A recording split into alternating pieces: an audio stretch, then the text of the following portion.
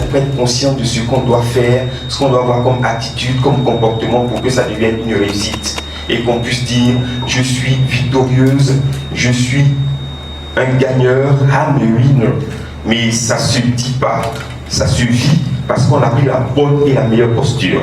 Je vais appeler maintenant ces deux dames. Donc moi, je vais vous parler seulement de 2 blessures. Nathalie va vous parler de 3 blessures, mais je vais vous parler aussi des émotions. Donc ça, ce sont les blessures. Donc en fait, le rejet. Donc lorsque nous avons le rejet, je vous explique un peu, le rejet, c'est un père. C'est juste un exemple, c'est pas tous les rejets. Un père qui ne reconnaît pas son enfant, il l'a rejeté. Ou une grossesse, donc ça c'est un rejet. Parce que je vais parler de l'abandon, souvent on a tendance à mélanger. L'abandon, souvent, ce n'est pas catégorique comme ça. Et souvent, il y a des mamans qui ont envie d'aller en Occident et qui n'ont pas souvent le temps de s'occuper de leurs enfants et qui viennent déposer leurs enfants ici chez les mamans. C'est un abandon. Alors, au niveau de la blessure de trahison, elle naît lorsque l'enfant a déjà entre 2 et 6 ans. Quand il va commencer à vivre son complexe d'Oedipe avec le parent du sexe opposé. Mais surtout, lorsqu'il se rend compte que la confiance est violée par rapport aux parents, c'est-à-dire il ne peut plus avoir confiance aux parents du sexe opposé, il ne peut plus être fidèle parce qu'on lui a promis des choses et qu'on n'a pas réalisées. Il porte le masque du contrôlant. Il va porter aussi un autre masque, le masque de la neutralité. Après la blessure de trahison, il y a la blessure d'humiliation qui naît entre 1 et 3 ans aussi. Et cette blessure, elle naît lorsque l'enfant commence à se rendre compte qu'il est lui-même. On dit qu'il passe son individualité. Et puis la blessure d'injustice aussi, qui naît lorsque en fait, la personne voit que elle ne peut obtenir quelque chose que par le mérite. Tout à l'heure, elles l'ont expliqué. Il y a beaucoup de blessures dont peut-être on ignore même l'origine. Et à chaque blessure, il y a une réaction. Quand on n'est pas émotionnellement stable, quand on n'est pas émotionnellement en bonne santé, on a des blocages pour prendre certaines décisions. Or, vous savez que lorsque nous sommes en affaires, ce sont les décisions qui sont l'élément clé pour réussir en affaires. Nous constatons que quand quelqu'un n'est pas émotionnellement en bonne santé, il a des difficultés à se concentrer sur la prise de risque.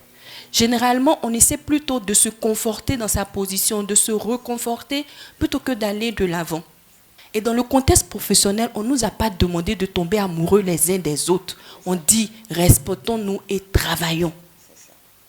Et beaucoup de gens dans ces situations-là ne préparent pas en fait la démission. Et c'est ça qui nous amène à prendre des décisions sur un coup de tête, sur une émotion qui demain nous allons forcément le regretter. Donc oui, quand on ne va pas bien dans la tête, on prend des décisions pour l'évolution de notre carrière, pour l'évolution de notre business qui nous met en danger. Donc il est vraiment important de se rappeler de l'exercice qu'on vient de faire tout à l'heure pour pouvoir s'asseoir et mieux réfléchir, l'esprit libéré sur comment est-ce que je vais aller vers une croissance financière. Alors oui, je dirais, c'est important d'être en santé émotionnelle si on veut prospérer financièrement. Tout est en chacun de nous. Voilà. En fait, ce qui influence la réussite financière, c'est d'abord nous. Et ici dans la salle, je pense que personne n'a le même ADN que son voisin, n'est-ce pas? Voilà. Donc, quand on est avec une unicité qui vient de beaucoup de choses. Et je pense que les coachs l'ont très bien expliqué. Il y a de l'héritage qu'on acquiert venant de nos parents, venant de plusieurs choses, autant au niveau du physique, corporel, qu'au niveau des blessures de l'âme, et aussi même au niveau des habitudes financières, au niveau de notre prédestination, ce à quoi on est prédestiné.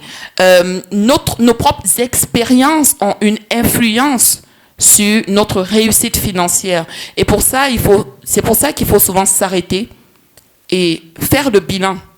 Et bien sûr, c'est recommandé de faire des bilans à chaque année, mais il faut aussi faire des bilans financiers à chaque année, à chaque trimestre même, pour se dire, OK, l'année dernière, qu'est-ce qui a bien été? Qu'est-ce que j'ai mal fait? Comment est-ce que c'est en train d'influencer ma vie aujourd'hui et même mes décisions?